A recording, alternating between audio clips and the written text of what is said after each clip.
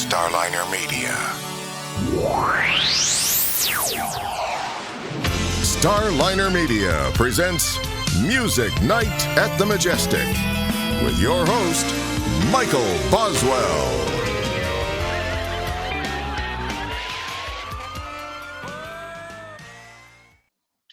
All right, it's time once again for Music Night at the Majestic, and with us tonight, Paul Curtiz and Denis Moulin of Dark Satellite. Guys, welcome to the show.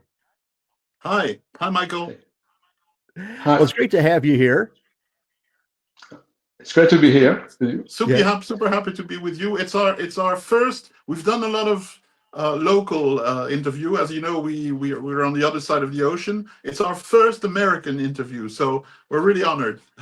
Oh, wow. Well, now I feel special.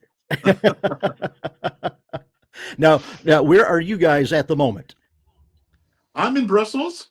I hover between Belgium and France. So I'm in Brussels, Belgium right now. And I'm south of Portugal for the moment, and I'm just between Portugal and France. And, so I travel a lot. I travel too much, actually. Well, I'll tell you, this is new for us because we've done shows from England, Denmark, Israel, and Colombia. So this is new for us. Okay, cool. Well, I'll tell you, before we get into the modern illusion, we always say on this show, every musician's journey starts somewhere. So, Paul, where did your journey start musically? I got into it because I come from I would say a musical family. My dad was a stand-up comedian in Holland. I'm half Dutch, half French. That's why I ended up in Belgium, which is right in the middle. I had two older brothers who were, doing their thing at the time of the Beatles generation.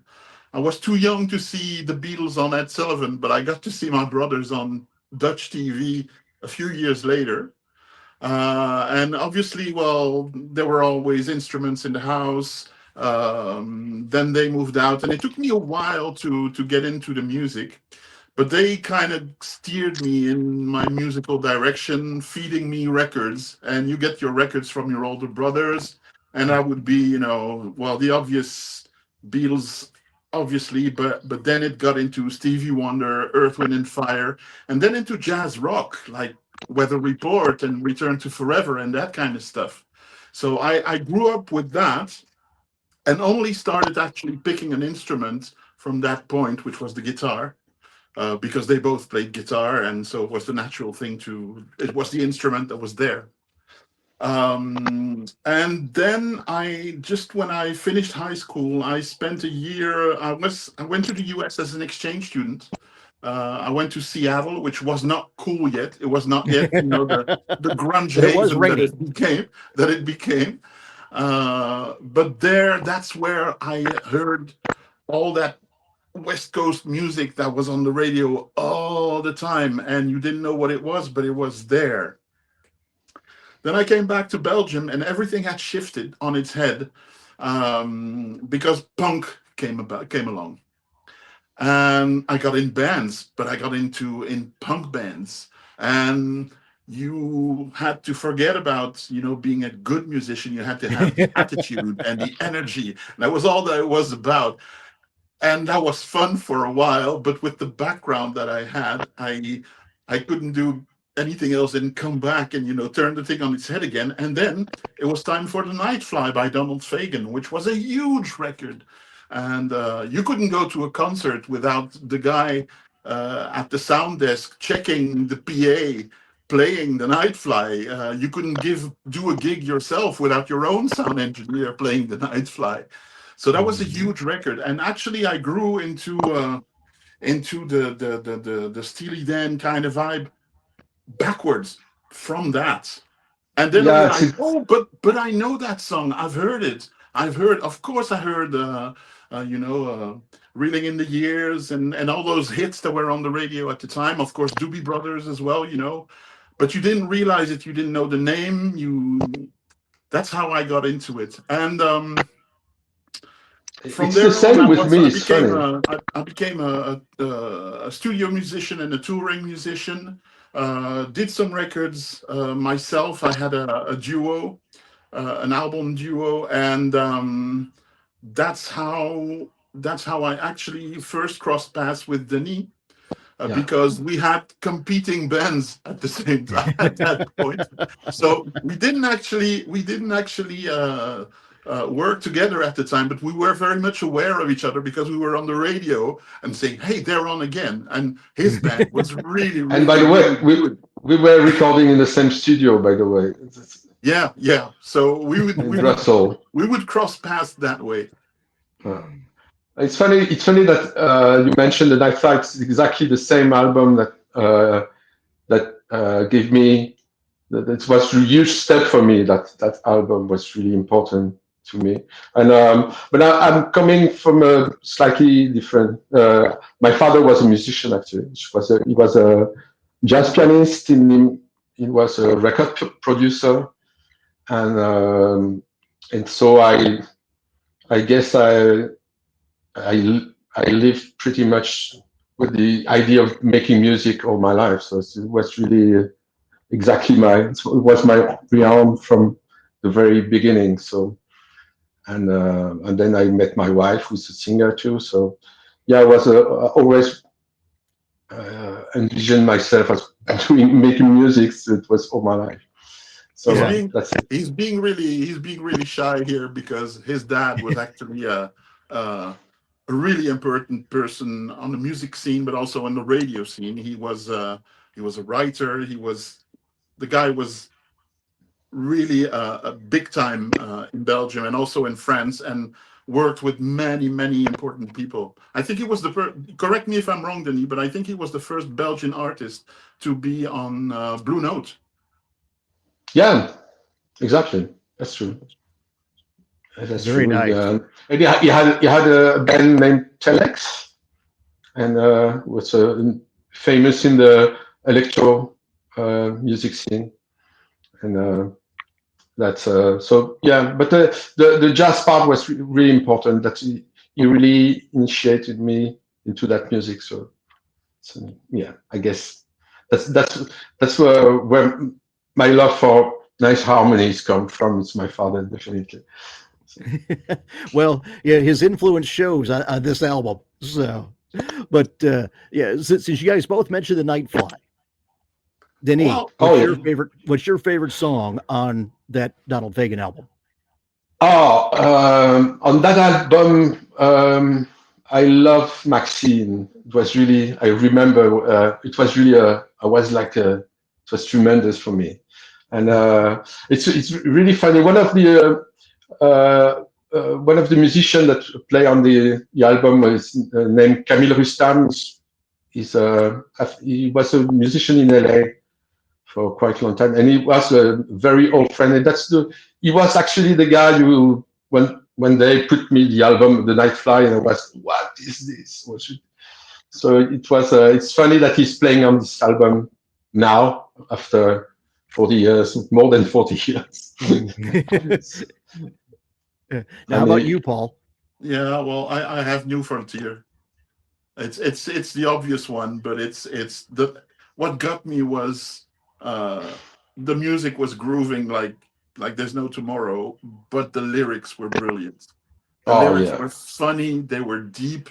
There were so many double entendres in there that you went, oh my god, this guy is really clever, and that's something that Fagen, but not only Fagen, obviously Walter Becker as well, in Steely Dan, to me, were so important, is that it's all, it sounds like a nice little pop song, which can be quirky here and there, and the lyrics, you remember the chorus, and then you start looking at what they're writing, and it's never banal, There's always something there.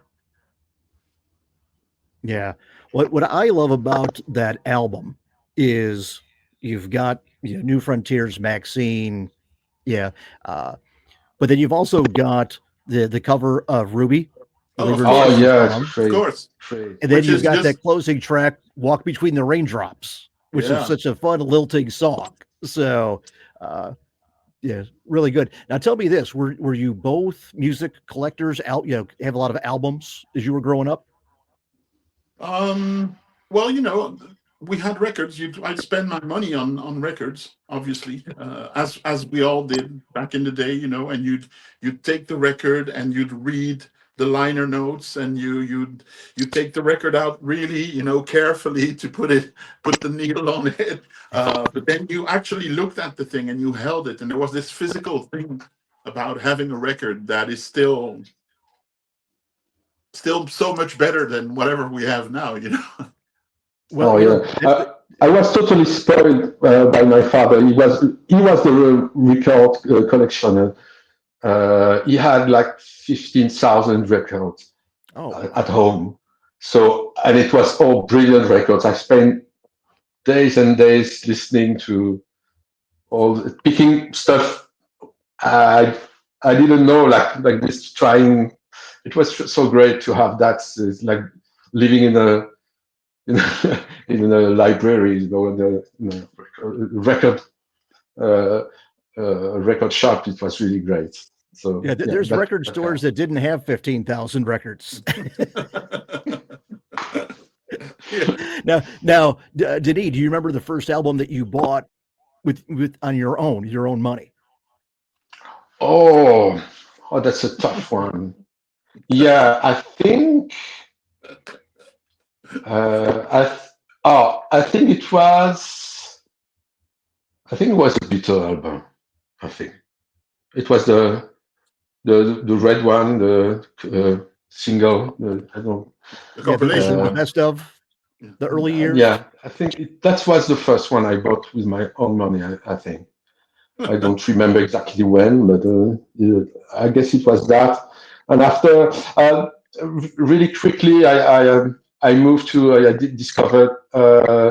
I was really fan of Stevie Wonder. I remember with a talking book. I remember I bought this one too. Uh, yeah, uh, I don't remember exactly the Yeah. when, but it was fairly. Yeah, I was really into music very very soon. So yeah. I'm laughing here because mine is so much less fancy. I bought a Yeah. record by the Osman Brothers Oh, when I was very tiny. Well, we all have to start somewhere, right? Yeah. I quickly graduated, but Now tell me this: what is the prized album in your collection? Paul, I'll have you go first. it'll even with all my love for Steely Dan, etc. It has to be "Songs in the Key of Life" by Stevie Wonder, which I have hanging on my wall right there, because that's just it's just a great record. Every song is great, and it's such a production tour de force. I like the fact that there's no reverb on it. Almost, it's dry, but still it's so warm, and it's a lesson. It's a master class in recording, and yeah, that's a huge record for me. What's your favorite track on that album? Oh my God, there are so many. My favorite track would be something like, well, "Love's in Need of Love Today," the harmonies at the opening. Oh, I got, chicken skin just thinking of it. Well, it's oh, not I like had you can go a. wrong with any track on that album. Oh Oh no, no, it's just it's perfect. perfect. I even have they had you had the double album, and then inside Mhm. was a little Yeah. 45. Mhm. And Yeah, that's I still have good. that one too. Yeah, I have exactly. But I had my price album was really. It was a very difficult to find at the time album by Shuggy Otis called Inspiration Information. I don't know if you know this one's great album, it was very very hard to find, and it has been. I think you can find it back in CD now. It's possible to find it, but at some it was a flop. He bombed with that one. It was really maybe there is like 5,000 album total, and that's a great album. And it's a great. There's a great song called Sparkle City. I really love. So that's mine. Well, tell me this: when compact discs first hit the market, did you guys start replacing LPs that you had on the CD format, or did you start with new music? And if so, what was the first one that you added to do? What did you start your CD collection with? I remember clearly because owning a CD player at the time was something, you'd go to someone's house and he'd say, "Hey, I've got a CD player," and you'd go, "Wow." So mine was an album by Peter Gabriel, So, Okay. which everybody loved because of the production, but also the sonic quality that really showed you how the CD could be better. And then, of course, we got into somehow. I did rebuy some of the albums because my vinyls, you could almost hear the other side. I played them so much. But then you started realizing that sometimes they were really good, the CDs. Sometimes the mastering they used wasn't really good. And for instance, a great example of that is the Nightfly, where they made a master. They used a horrible master to make the first CDs. And I remember reading somewhere that Stevie Wonder called Donald Fagen saying, "Something's wrong here, dude. Just check it out." And then they realized that they made it from a bad master. So some of the early CDs, I think people didn't quite know what to do with it. I'm actually quite happy to use CD right now because whatever the fact of the joy of the vinyl album, of holding the thing, the quality of the CD when it's well done, it's hard to beat. Yeah, I have no recollection about the first CD I bought. It's really something I don't remember at all. It's funny. I don't think probably I bought some CDs that I already had in vinyl, but I can't remember from where I started. I don't really like CDs, to be honest.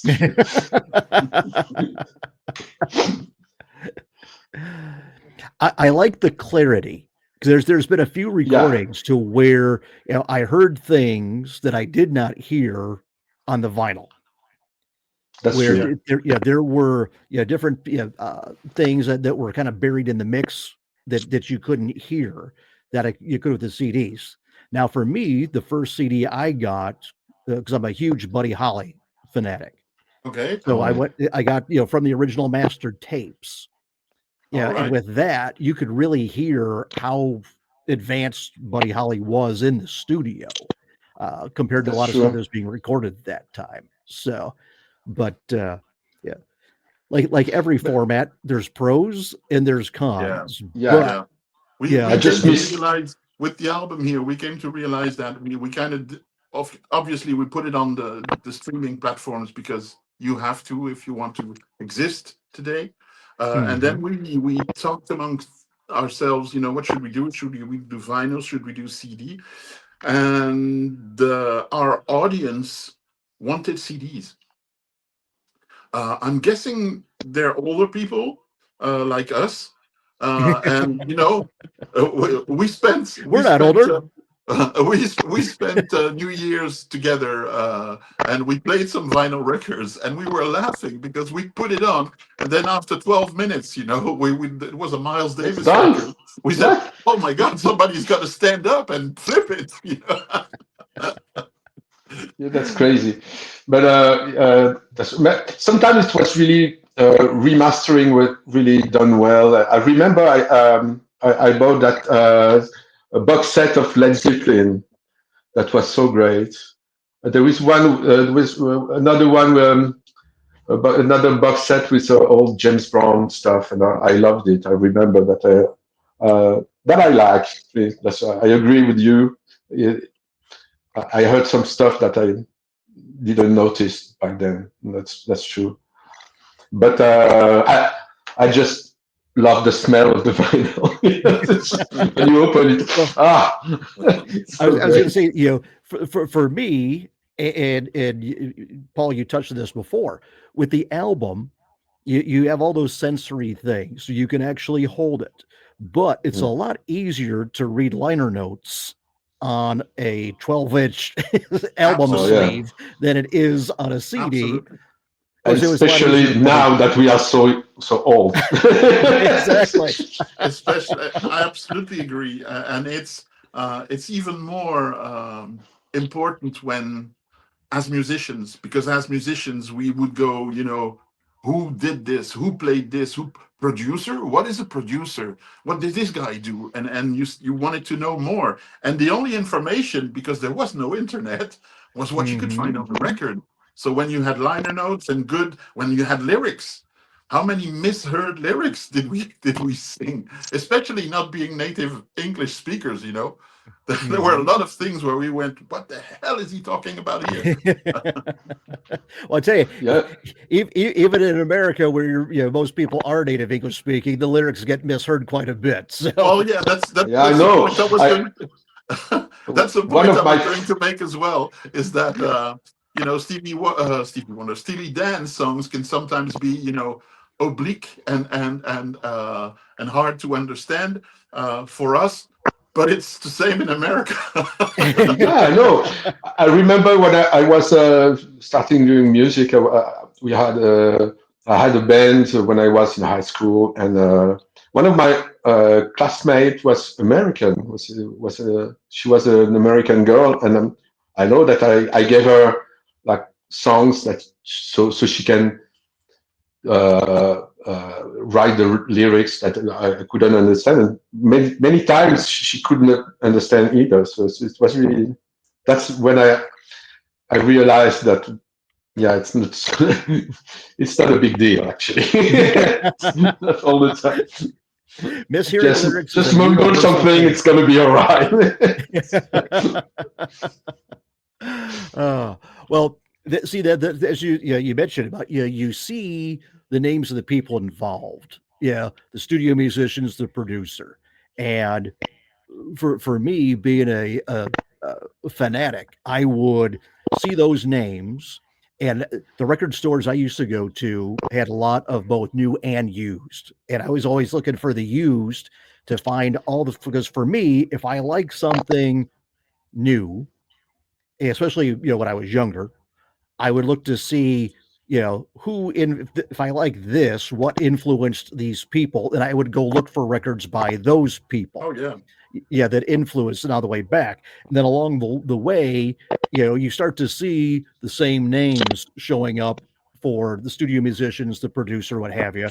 And then I would look for things produced by this person, or if I would see an album that I wasn't familiar with, but I would see the same musician names that I had seen on an album I really liked, I'd take a gamble on it, and Of course. usually it paid off. Of course. Yeah. That's exactly how we went as well. Of course. It was a natural thing for us to do, and well, you have to be a music lover to function that way.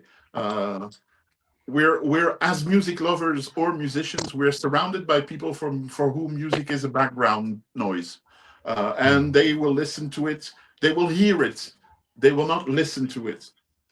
It's one of the it's a curse as a musician. I think I can't just hear music. If I'm at a dinner table and there's music playing, I will listen to the chord changes, and you go we have a common friend, a musician, a guy who played on the record actually, who has a list. He's a touring musician, and he tours with big names. He's played amongst others with Sting, and he has a list of restaurants around the world where there's no music. I want that list. I so want that list. I don't like. I hate music in restaurant. By the way, that's for sure. It's not a. it's not the it's not a place when I like to listen to music at all. It's crazy. It distracts me exactly like you, Paul. The concept of background music is really really tough for me. Yeah, yeah, well, I agree. what's frustrating for me is if I'm in a restaurant or someplace and I hear a song that either is new to me or I haven't heard in a long time, and I'm excited to hear it, but all the extraneous noises of Oh yeah, conversations and this and that makes it difficult to hear. Yeah, and it's frustrating. yeah, Yeah, totally agree. absolutely. Yeah, well, as we're talking about, producers, who are some of the producers since you guys did this album, produce it as well as other things? Who are some of the people that influenced you when it comes to going into the studio and putting music together? There are some obvious ones, Quincy Jones, for not only for the stuff he's most famous for, such as Michael Jackson or stuff like that, but also stuff he's done before, uh, because he's responsible for so many things, and so many things that go in that vibe that we have. And then there's, uh, um, I would say, on another level, I really like what someone like Daniel Lanois does. Mhm. Oh Uh, yeah, me too. That would be my huge sound that's guy, huge ambiance guy. The way he works in the studio too is really interesting for us, for me in any case, and I know for you too, Denis. Um, oh but yeah, guys for like me that, it's yeah, really yeah, it's really top of my list. I like Chad Blake too. I'm really into that kind of production. Production. But I don't know. Arif Mardin maybe. I really loved what he did. What's a pattern? I don't know. Well, Paul, you mentioned Quincy Jones. hmm Yeah, the thing that always amazes me about Quincy was the fact that you could go from Frank Sinatra yeah, to the Brothers Johnston, and his ear was so good. He knew how to get the best out of whoever he was working with, no matter what Mhm. genre, what style, what have you. And It's that amazing. that's unique. It's amazing. It's he's a guy who has such an understanding of how things function, over the years. And as you say, from Sinatra to all that thing that he went through, but he did bossa nova as well. I mean, and it's Mhm. also great. And he did music scores for film, and it's also great. It's hard to it's hard to beat someone like Quincy Jones. Mhm. What a career! What a guy! Also, very very influential. Over here because he worked with many artists in France and in Belgium. He worked with a guy, which is an icon. I think your dad worked with him, with Toet Stielemans, who's a guy who plays the harmonica. There's only two guys who play the harmonica really well. It's Toet Stielemans and Stevie Wonder. Mhm. In that style. I mean, and he was, yeah, he was friends with Toots. He played with French artists. He brought a lot of people. He pushed a lot of people. Um, he brought them up. He made people better. That's what a producer should do. Uh, Mhm. super, I, super, super guy. I remember because the studio where I was working in Brussels at the time as a sound engineer actually, and I remember that Toots were recorded some tracks for Quincy Jones in that studio. I remember, and the guide harmonica was by Stevie Wonder. That was the guide for him to to do again. And he said, "Oh, I don't know if I can do it. It's so good. It's already so good." Anyway, but it was so great. Yes, so I remember that. Yeah. Well, you mentioned Lanois. What I like about Daniel Lanois is he creates atmosphere. So when Exactly. you, yeah, and it doesn't matter whether it's ambient or it's some of the bigger sound projects he's done. Either way, he creates a unique environment for that project. It's not only that, but I loved his way of working and some stuff he did, like gathering all musicians in the same room where the recording console was, everything in the same room all together, stuff like that. And I love the so organic for me the Mhm. sound that is coming. And sometimes I was really impressed by the vocal sound that he is getting. So great, sometimes so balanced and so it seems so closed. And I remember I read an interview by him when said, "What's the secret of doing so close vocal sound?" He said, "Oh, they're always recording like at least 1 meter from the mic." I said, "What? How is this possible?" And it sounds so great. It's amazing. Mhm. Yeah, not only what he did for other people, but his own albums are Mhm. so amazing. There's such depth, and it's so oh, it's really a good. It's really someone I would love to work with, even if it's not he doesn't do the style of music that we do, but I'm sure that as a producer, he's one of the guys that you'd say, yeah, I trust you. You're gonna make this sound great. Mhm. Yeah. Well, before we get too far into this, I guess we should probably talk about your album. Yeah, by all means. The opening track, "Nothing Like California." Uh-huh. Tell us about the. Well, first of all, as Paul had mentioned, you guys had crossed paths before. How Mhm. did you wind up working together on this project, or what We became this project? we re-met actually through an American online forum, who was run by a guy called Mixerman, whom you may have heard of. Mm-hmm. Mixerman is a good friend of ours, and he'd written his book. He was actually publishing every day his daily adventures of Mixerman, which was a fictitious. He was telling how he was recording an album with a band that wasn't existing, but people thought it was for real. They were checking out the studios in LA to make sure, is this the studio where they're recording, etc. So I was following that online. And then I saw that they were organizing an online music collaboration, which was something that I hadn't done.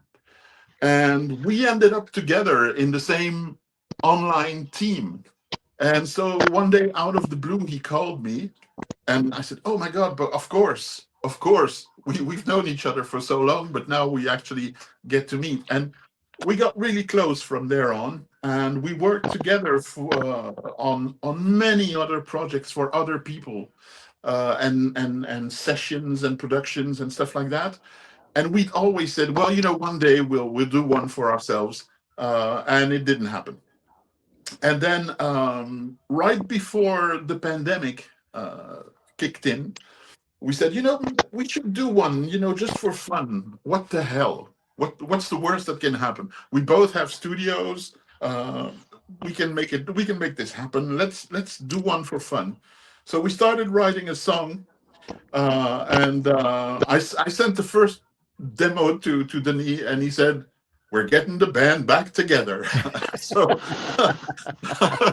so that kicked it off, and then the pandemic kicked in, and I was lucky to be stuck here in Brussels with my wife and my daughter, and the house is it's not that big, but it's got several floors, and so we could make it work in this closed lockdown thing. We actually made it work.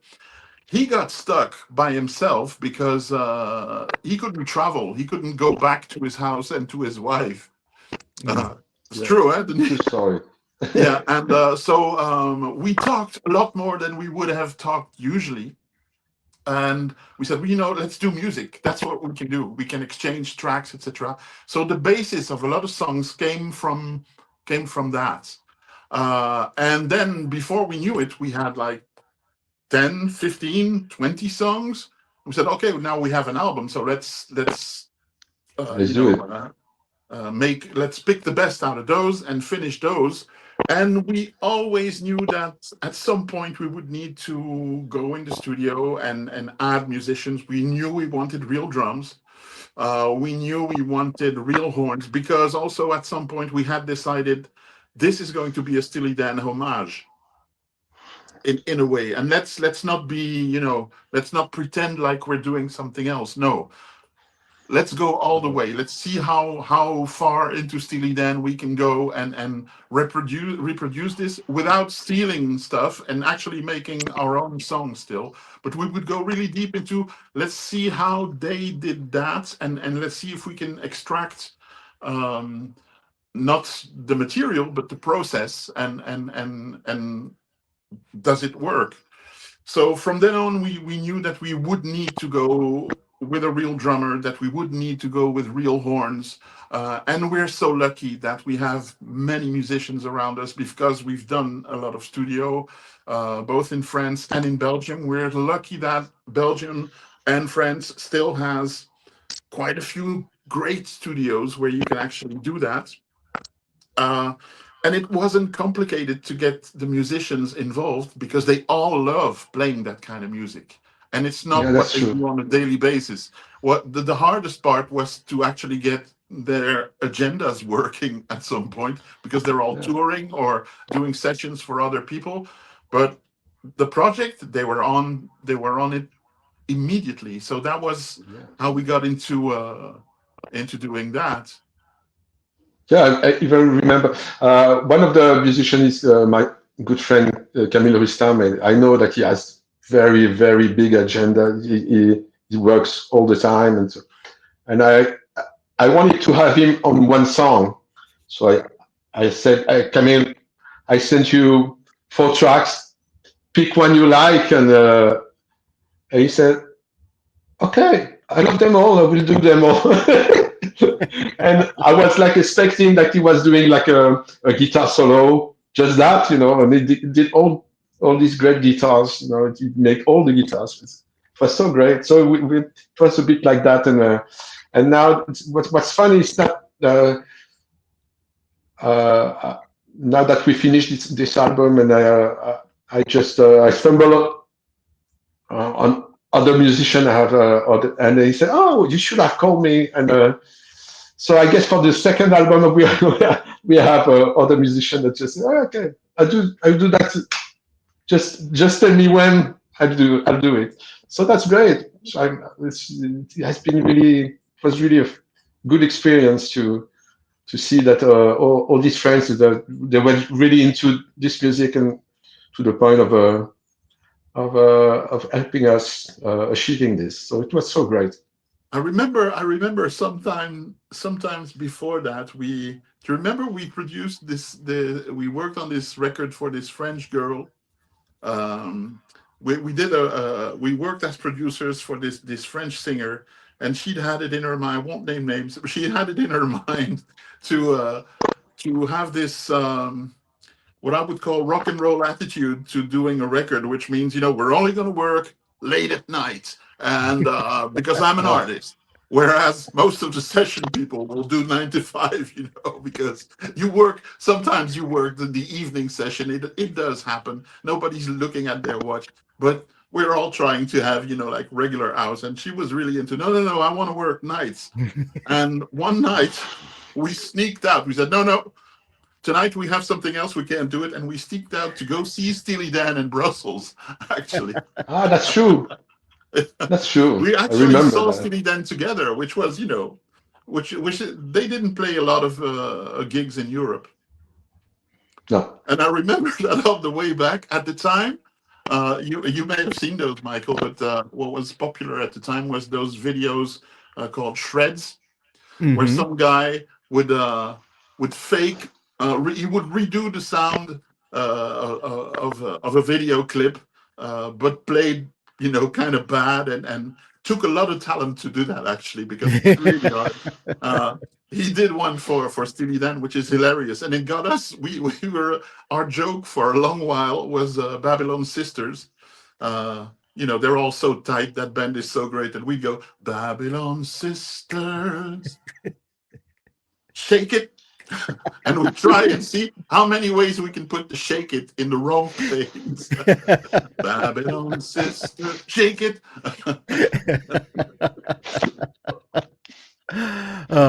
Well, as you said, you did it as an homage. One of the things that I do when I stumble on new music, the friends of mine who are also music aficionados, I'll tell them, listen to this.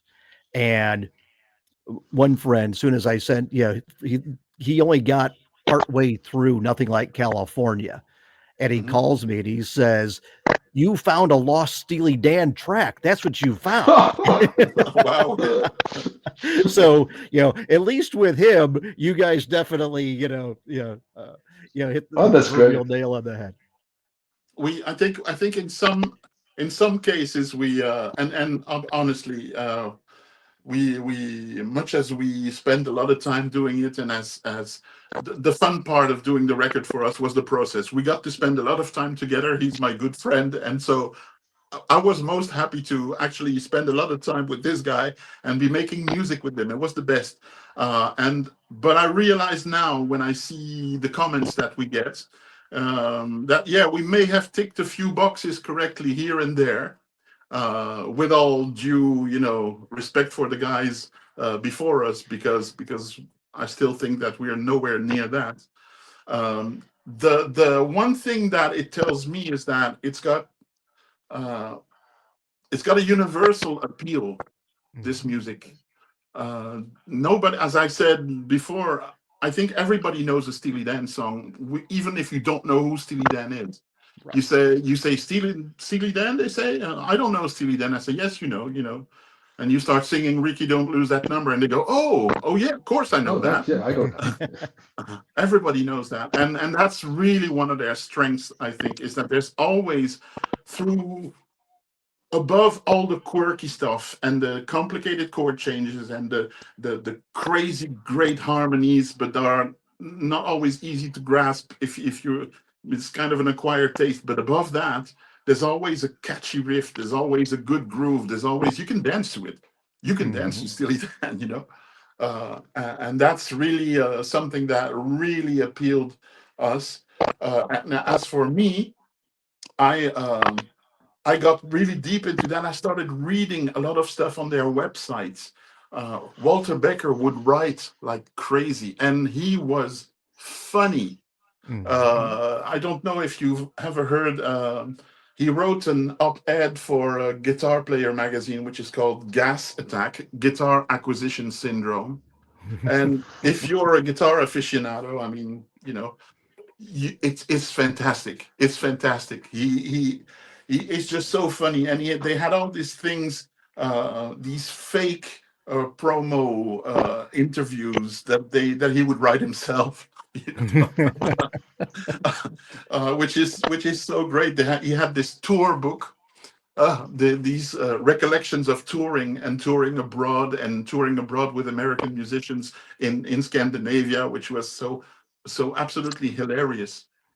And actually, as we were doing this album at a distance, and that it wasn't always convenient to get together, especially during the pandemic, and I had a bit of time on my hand, I started writing, and I wrote a little book that comes with the record, which is called Liner Notes, by the way, and which is it's a kind of a comedy version of how we did the album. I'll send it to you. I mean, it's, again, I think it's an acquired taste. You have to be like we are, really deep into reading stuff, etc. But some people may enjoy it. Yeah. Well, tell me this: if you had to at this moment pick your favorite Steely Dan song, what would it be? And if you're like me, it changes from whatever time, and mood you're in. Yeah, well, there's another thing, and before we answer that, it was one of the things that we discussed a lot, is that Steely Dan goes from Can't Buy a Thrill to Everything Must Go. And the sound change between, yeah, I mean, almost every album sounds differently. Only in the two last ones is the sound similar. So when you say we're going to do a Steely Dan homage, which one? Is it going to be Aja? Is it going to be Can't Buy a Thrill? Is it going to be that? And it's somewhere in between. So what you have to catch is not the sound, but the vibe. I like songs like, I would say probably Babylon Sisters, Peg would be my go-to tracks. I agree There with are that. deeper ones. Certainly, Babylon Sister would be in my pick. But I love Aja too, because I love complicated songs. So, and this one is really takes the cake.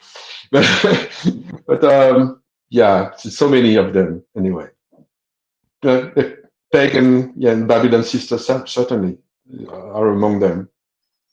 Yeah, it's very tough for me. Bodhisattva is probably my go-to. Bodhisattva. Oh yeah, it's a great song. Yeah, the Yeah. grooves also. The quantity of musicians that came on those records, and also what they were able to extract from these guys is just incredible. It's amazing. Just the stories of the making of the Asia album Oh, is amazing. Of all the the musicians they went through to get the exact sound that they wanted for that particular track. well, it's one of the things. It's one of the things that we said. We both play guitar. We both, we think we can do it fairly. There's a lot of guitar tracks that we played ourselves on the record, but we have a lot of great guitar players around us, and we said, we're going to wear them out one by one, just like Steely Dan. We didn't. That's the one thing that we did not copy is the is trying to overdo things to the point of trying like a 12 guitar player for one track, or that's that's not too fun. That's but and I'm not sure that's what makes Steely Dan Steely Dan. I'm not sure it is. No, I know it's not that at all. It's other stuff. I even read that he was writing like all the solos sometimes are totally written, like Tom Scott's sax solo is written note by note by Fagan. This we didn't do. You didn't do 300 takes of Hollywood? No. The interesting thing is, there's the Walter Becker estate has got a little website called Walter Becker Media, which I recommend if you're a fan, and they have put up a lot of his demos. And what's really super interesting is that sometimes it's just him noodling on a keyboard or on a guitar with a track. It's all there. It's all there. The song is there. That's amazing to me, and that means that you can then ask of course Jeff Porcaro or Steve Gadd to come and drum on it, and whoever, Wayne Shorter, to play a sax solo. The song is there. Everything's there. The mood is there. The vibe is there. The groove is there. The lyrics are there. That's really impressive. It's actually how we did. On the album, there's Red Guitar, which is a demo by Walter Becker, which it's really short. The demo is like, it's almost 2 minutes, and there's not beyond. There's a verse and a chorus, and that's it. And he repeats that twice. So we said, well, a lot of Steely Dan, some Steely Dan records and some Fagan records had a cover on it. If we put a cover on the album, what do we do? And we found that. We said, oh, all right, great, let's do that. We did ask permission. We didn't technically have to, but since I was on that website and I was able to reach the right people. Said, is it okay if we do that? And they said, yeah, please go ahead. He'd love it. So Yeah, especially that because we still needed an intro and an outro. It misses that, so we had to add that, but it was cool. They liked it, so it's so great. As long as you have their approval, you're doing okay. Yeah, absolutely. Yeah. Well, tell you, in making this, when you guys were putting the songs together, did the lyrics come first? Did you start with get that groove? Because every track on here has got a groove to it. So did you build from the groove up, or was it just kind of like each song came about a little bit differently? Each song came about a little differently. Yeah, we threw things back and forth a lot. One of us would come up with a chord.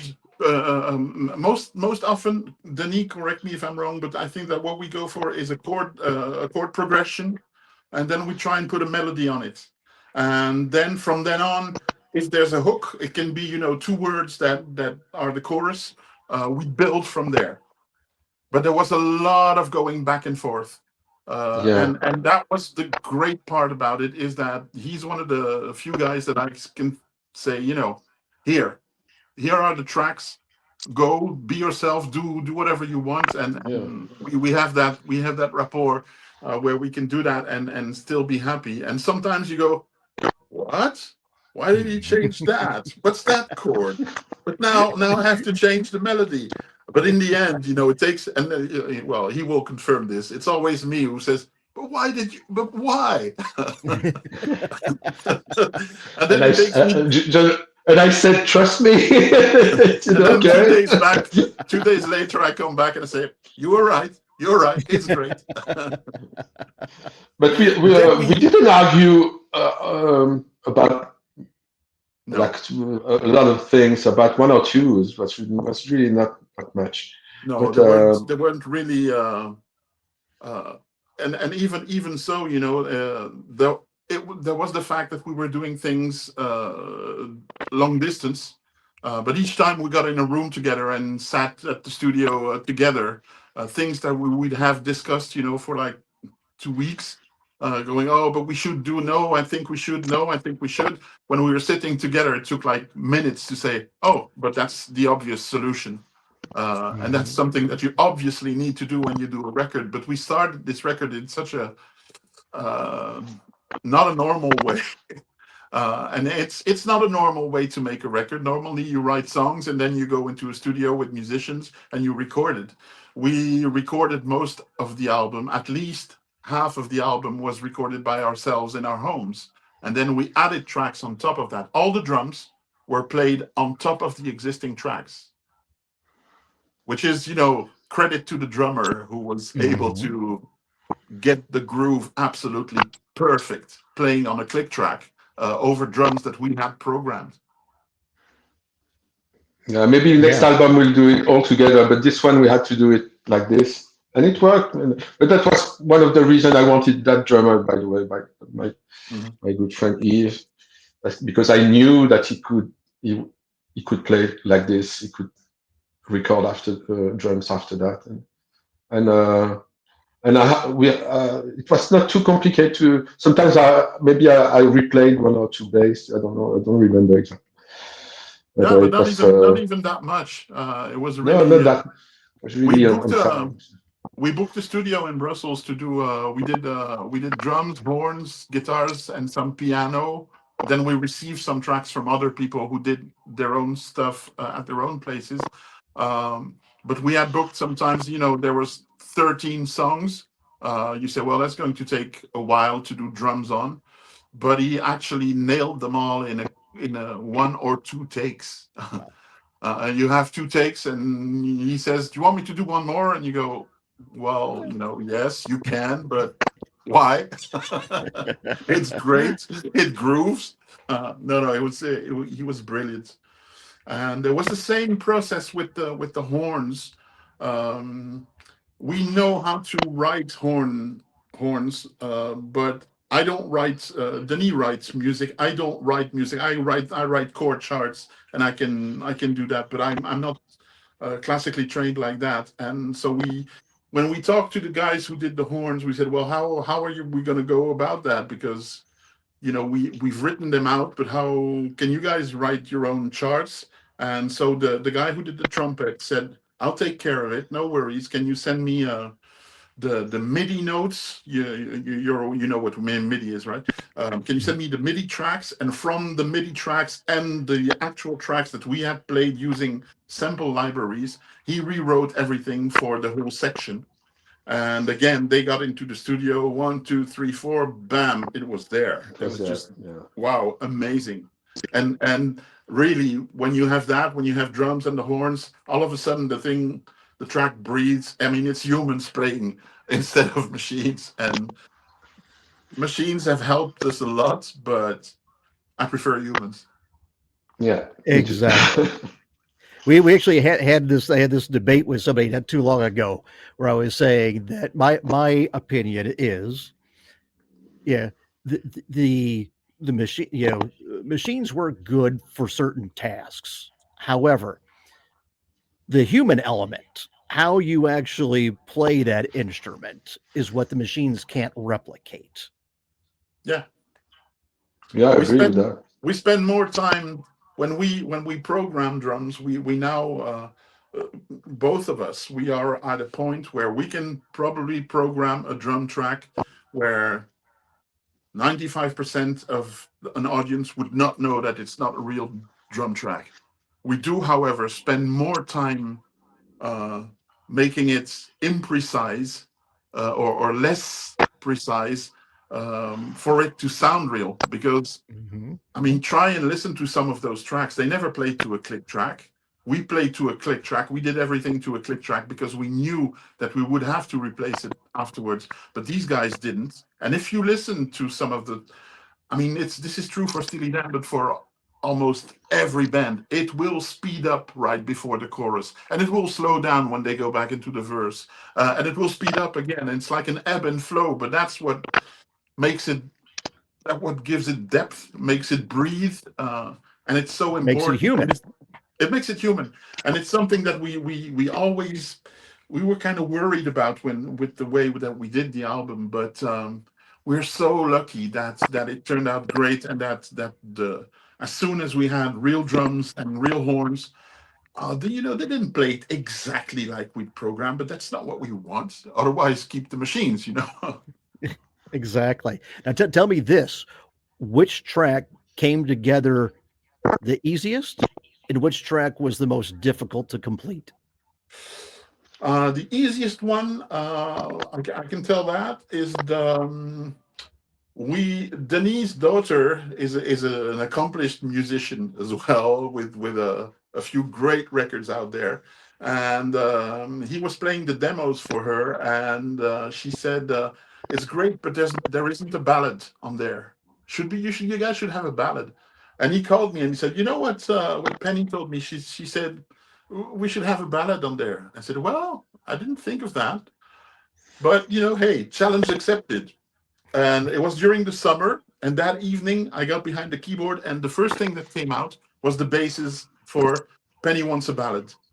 And it was all there, but it missed an intro, it missed a solo part. And the next morning I sent it to him, and the next evening he sent me the whole intro and the whole solo part. And we said, it's there. It's there. This Exactly. is so to me that was really easy. Complex ones, Didi, which one was the most complicated for you? I would say, I don't know, actually. Maybe, wait. Where it got complicated for us was we mixed it ourselves. We first thought of we have a few great friends who are superb mixers May- around us, Maybe but another movie was another a bit movie, different. yeah. Maybe that But one. but I remember that when we mixed it, it was hard to give it. It was hard to give the baby to someone else because we Yeah. knew exactly what we wanted. So we mixed it together. We spent 2 weeks in Normandy, in my little cottage there. You know, mixing that, and that was when it started to get difficult. We knew that it would be good, but we also knew that it wouldn't be version one that would be the final one. First Yeah, because uh, because we didn't trust our ears that much anymore. I mean, some of the frequencies are gone in the high register. So we double checked, we triple checked, we made sure that it would sound good everywhere. But that was, to me, was the toughest part, was making sure that, back in the day, you would mix for radio and for everybody's hi-fi system and maybe the car. Today you have to mix for the earbuds. You have to mix for the iPhone speaker. You have to mix still for the speakers, and you have to mix for the car, and so it's so many more iterations of the mix that you have to think of when it's actually you're going to deliver one mix and it has to work everywhere. That was really tough. Yeah, I think I was I actually agree with joking. that. Go ahead, Denis. Yeah. That's I agree that was the it's not that much that the song was difficult to achieve, but the whole mixing process was probably the toughest part of the project. And but we thought about giving the baby to one of our friends and mixer. I was mixing album before, so but as Paul said, my ears are not to be trusted as much as they were when I was in my 30s or even 40s. So yeah, that's probably maybe next album we will have to give to maybe to mix them in. We've planned a trilogy, so it's going to take us a few years. Yeah. So our hearing may decline even more. No, so I was going to say that I was actually joking with somebody not too long ago that with major labels, in an attempt to move more product, would start having different mixes: the earbud mix, the car mix, the home stereo mix, to where they'd have three versions of one album. It's you touch on something else that's interesting, is that we've been working with labels, big and small, for decades. This time, for this one, in the end, even though we had some offers, we decided to do it ourselves, because the labels that were offering us stuff weren't offering us actually anything that would make us make it worthwhile for us. But that meant that we had to relearn again a different part of the business, which we didn't know about, because we'd always worked with labels. You'd write music, you'd either do it yourself, or you'd produce someone and you'd nurture that person, and you'd be kind of the buffer between the money and the talent. That was what we would do. We'd go on tour, we'd do stuff like that. But we were never involved in the marketing part of it. And today, well, you have to relearn it, and you have to redo it. It actually ended up working better than we expected, the way we did it. But there are limits to the DIY aspect of it, especially if you want to do it on a big scale. If you want it to grow, you can only go so far doing it yourself. So that's something that we're also exploring from now on. It's helping that we get fairly good reviews, so it helps bringing the record to other people's attention and saying, wow, maybe we should do something with these guys. So knock on wood. And as a result, we get to be the first interview that you did in America. Yes, absolutely. How did you get to hear from us? Well, I'll tell you what, guys, it's probably a good point to wrap this one up. Is there anything else that you want to make sure that we touch on before we bring it to a close? How did you get to hear from us?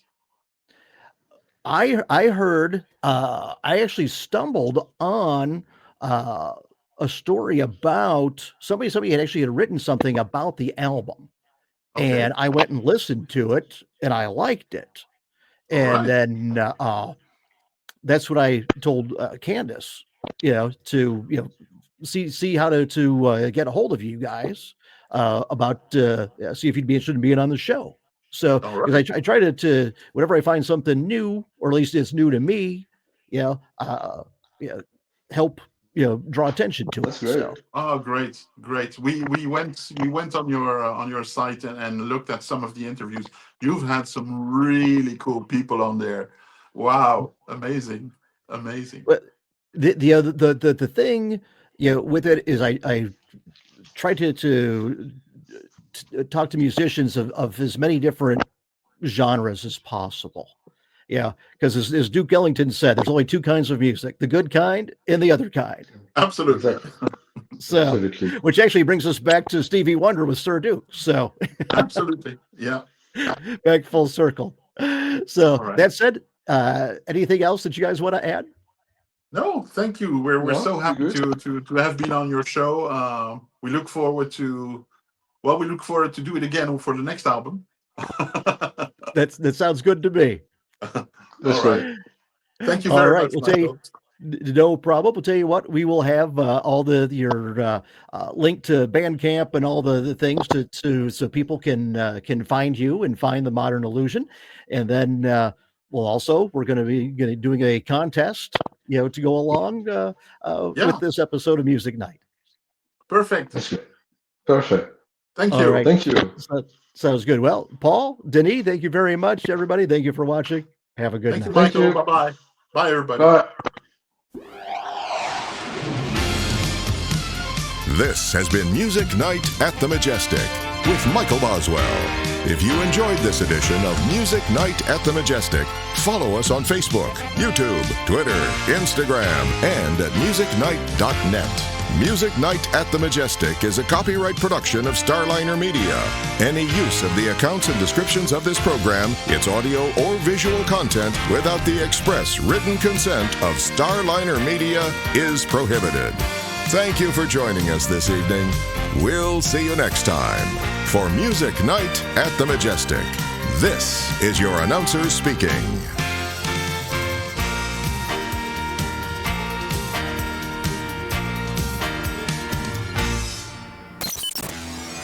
Starliner Media.